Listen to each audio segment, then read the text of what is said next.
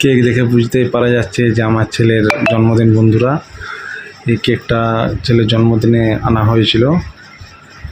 এই দেখুন আমার ছেলে, ও কেক কাটার জন্য রেডি হয়ে আছে। এবার সব আমাদের ঘরের বাচ্চাগুলো, সোম, ওম, দেবম, মহুল, নীলাদ্রি সবাই আছে। এরপর কেক কাটা হচ্ছে। সে খুব মজা করে সবাই মিলে কেক, একদিন আর জন্মদিন কিন্তু কেক কাটবে সবাই, এটাই হচ্ছে ওদের আনন্দ।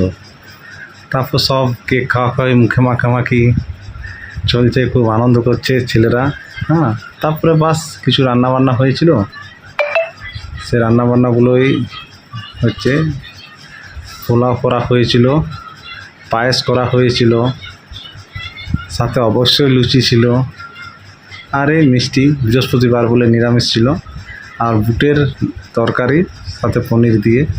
থ্যাংক ইউ বন্ধুরা।